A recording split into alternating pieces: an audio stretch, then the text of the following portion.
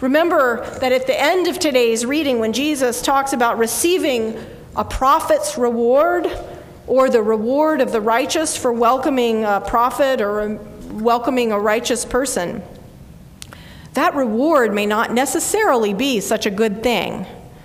You remember the reward that was given to St. John the Baptist, the one who proclaimed Jesus as the Messiah? His reward was to have his head served up to King Herod's wife on a platter.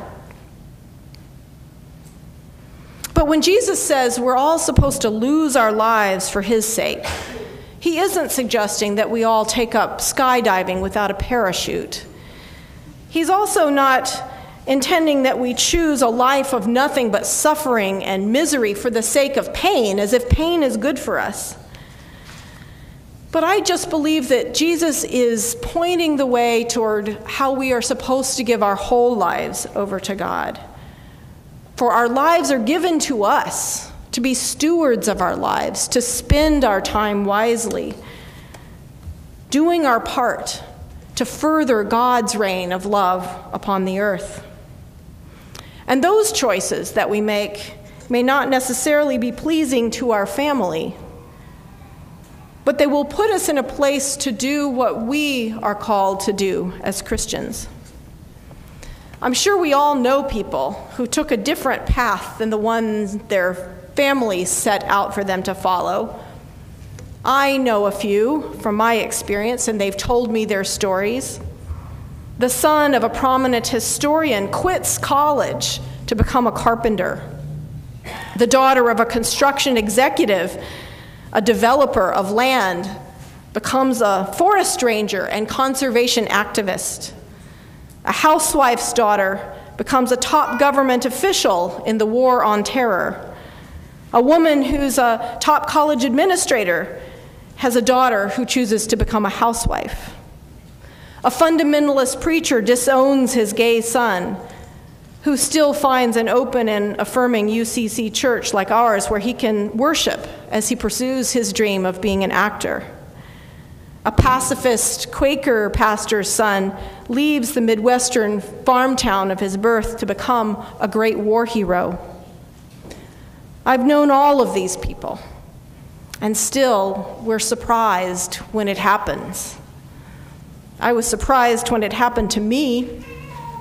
When I was growing up in my home church, the Congregational United Church of Christ in Greensboro was much like this church here. We were a nice, solid mainline church with great Sunday school and many choirs for children, a great youth group. And I often played the piano there in worship. And everybody would come up to me and say I should be a church organist one day. But back then, starting in about the 6th grade, I received my first call to ordained ministry. And when I spoke about it for the first time, it was laughed at, so I never spoke about it again. Back then, in the South, the idea of a lady preacher was kind of considered to be hysterically funny. So it became my own personal way of getting back to those people who had laughed when they would come up to me and say, "So, little girl, what are you going to be when you grow up?" And I'd look them in the eye and I'd say, "I'm going to be a TV faith healer." It was really fun to watch their faces go through about 50 different expressions as they tried to figure out whether or not I was really serious or not. So when I figured out that ordained ministry wasn't going to be possible for me, I went into journalism, like my father, which turned out to be not the best fit for my personality. I had a hard time remaining detached. I remember covering my first plane crash. I nearly missed my deadline because I was doing what I now know to be pastoral counseling with all the ambulance drivers and firefighters and EMTs at the scene. It was only a small plane. It was a family on vacation, but none of the dozen passengers had survived. And we were all needing to find words and meaning as we looked at teddy bears soaked in gasoline and little jackets ripped apart. But my call that I chose to follow from that place was not into ministry yet. It was into acting. I was finding in my work in theater that somehow the stories that were told in those places were transformative to people's lives, that they really changed. And I didn't see the church doing that. So, as I left my very excellent job on a newspaper, I was a film critic in a city near my hometown. You can imagine my running off to study acting did not exactly delight my parents.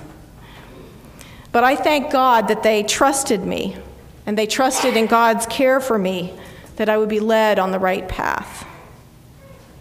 So I count myself very blessed that my parents had read this passage from Jesus, and that they had said to me often during my growing up years that they knew that I was only on loan to them,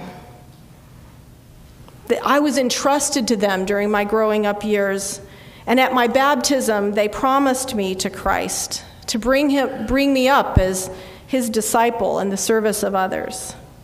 And they knew my life was to do what God intended, not what I intended or what they intended. And now look, here I am.